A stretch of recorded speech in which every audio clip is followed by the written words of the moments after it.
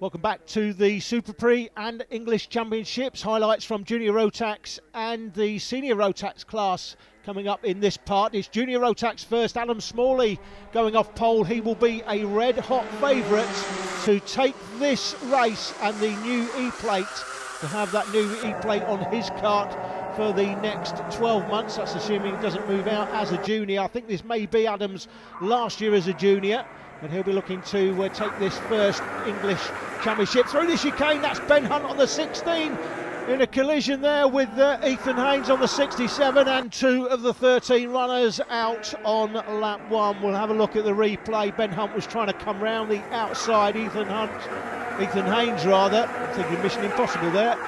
He's well, squeezed to the inside. Racing incident. Ethan Haynes really not much of a gap to work with, and it ends up in a collision. They're both off, but out front is Adam Smalley with Charlie Cudlip right in behind him. These two have already created 5 or 6 kart lengths from the karts behind. Through the left-hander at Pitts Bend, up Stratford Straight into the Stratford hairpin. Cudlip looking for the move up the inside. It's a nice sweet move. Adam Smalley allows him through. No point in at this stage of the race getting too feisty and trying to close that gap. Adam Smalley's highly experienced. He'll know, well, he's got me this time. I'll just have to let him through, tuck him behind, try and create a gap with him from the karts behind. Smalley may decide just to sit here for several laps, half the race in fact, just push Charlie away, so they've got enough of a gap between them and the chasing group, which is headed by Kieran Ragg on the 11, so that they can battle for the win and the new E-plate by the end of this race. Will we see more drama in this race? We've seen incredible action here at the Superprix, particularly in the E-plate races. In the earlier TKM Extreme race, we saw the 2 leaders take themselves off and Jack Griffiths inherit the win. And we've just seen that in Minimax, although Owen Byatt, how lucky did he get, by the way, bouncing off the tyres, went into the tyres backwards, bounced off the tyres and carried on. That is absolutely unbelievable to be catching up with Owen Byatt at the next round of the British Championships. I'm going to be asking him all about that last lap. If you love motorsport, there's no closer racing in motorsport, arguably, than karting. They're short sprint races. This is a 12-lap race. Short sprint races always delivers action. Very rarely is processional. We see that now and again, but it's very rare. We normally get this sort of action. And if you are new to the sport or watching karting for the first time thinking it's the sort of thing my kids would love to do, then find your local kart circuit and kart club by visiting the Association of British Kart Clubs website. Every single kart club and track in the country is listed on the website. There will be something, as I said earlier in the programme, close to you. You may not even know it's there at the moment, but there will be a kart circuit and club close to you. All of the clubs are listed, including this one here at Shennington. This is on the sort of Oxfordshire, Warwickshire border, near Banbury, around 10 miles from Banbury, this circuit. It's a real traditional track, this one, been around since the very earliest days in karting.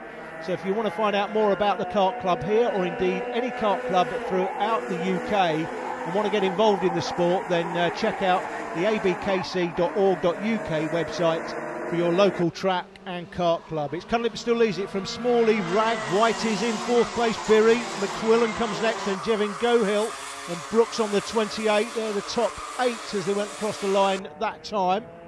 The karts well spread out. The 2 leaders still close enough for either of them to consider themselves in contention for the win. And certainly Kieran Ragg is not that far behind on the 11. In fact, looks like he's getting closer. And getting closer to Kieran is James White on the 24. He's in 4th place, but could turn that into a podium.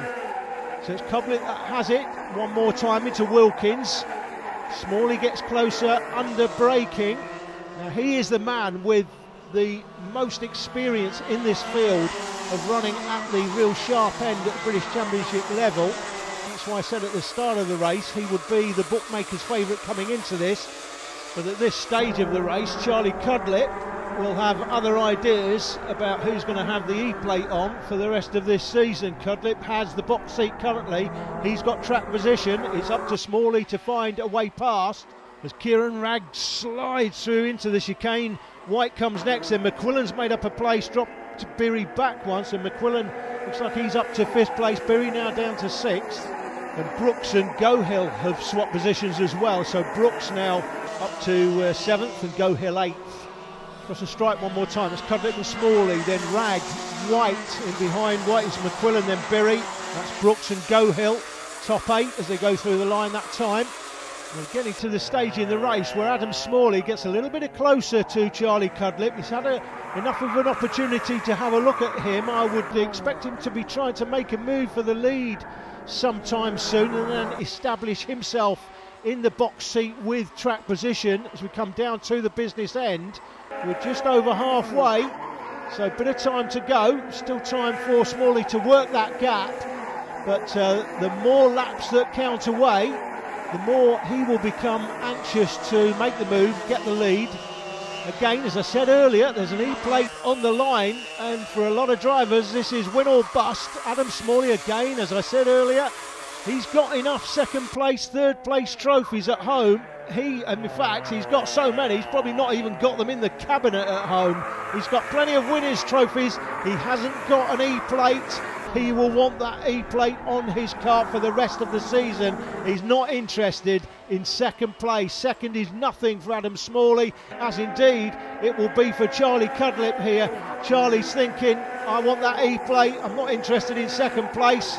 The 11 kart Kieran Ragg got plenty of gap to make up. I don't think he's going to get there, but again, as I said earlier, you want to maintain third position in races like this, because as we've already seen in this race, you can inherit the win if the two leaders take themselves off, and you know that Smalley's going for the slightest gap, even on the last lap. He's not sitting there going to follow Charlie Cudlip here all the way to the line. He's going to make a move, and we've got a back marker in the way. This could be Smalley's opportunity. He'll have seen the back marker. He will know this could be my chance here to create a bit of a gap and take advantage as Cudlip tries to get past the back marker.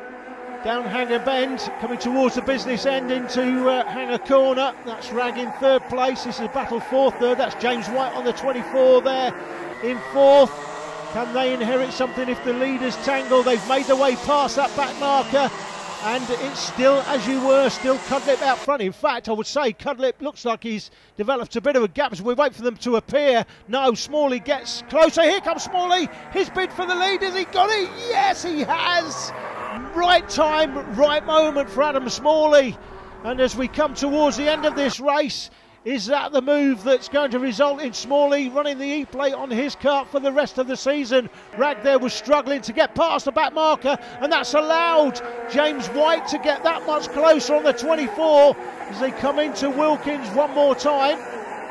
Again, close battling for 3rd and 4th place. You want to stay in 3rd because the leaders out front could take themselves off. And it's Smalley now defending as they go through the first turn. Cudlip's got the fastest lap, but he hasn't got track position. We wait for them to appear through the left-hander at Pitts Bend. Smalley now taking that defensive line. Cudlip looks for the switch back. Tries to cut underneath, coming out the turn. I didn't think Smalley would give this up, but Cudlip's got the lead into the chicane. Smalley's got inside line contact between them. Looks like Smalley may have got it back. Last lap drama yet again, yes. Adam Smalley back through to the lead. Oh, incredible action again.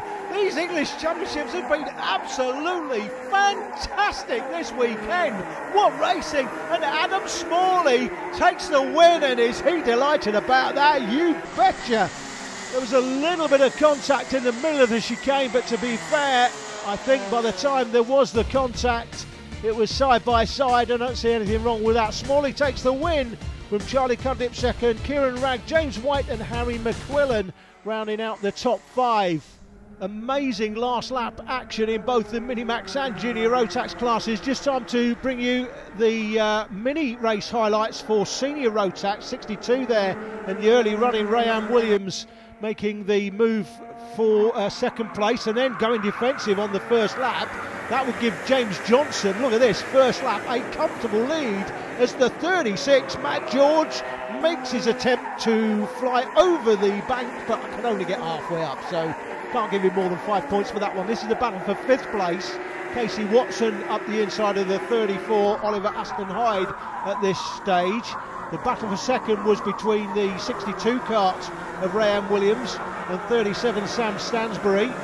The early defensive line by Rayan Williams giving James Johnson a comfortable lead, and as you can see there, it's still defensive. The strategy by Rayan Williams at this stage looking like it had pretty much handed James Johnson the win. The defensive line a little bit surprising when you think that there's an E-plate on the line. It's all about winning, not about necessarily coming second.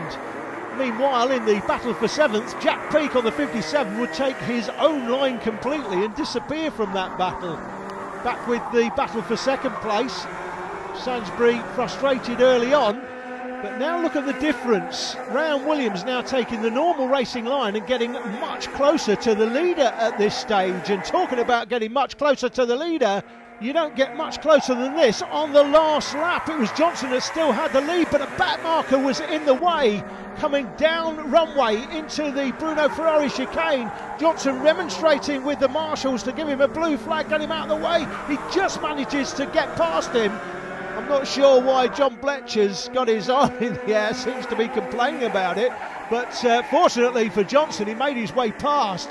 And Rayan Williams, you have to think, if he wasn't defending early on in this race, he had the raw pace to win it, but has to content himself with the fastest lap in 2nd place. Sam Stansbury was 3rd, Casey Watson 4th, Matt George a great drive back after his trip up the bank.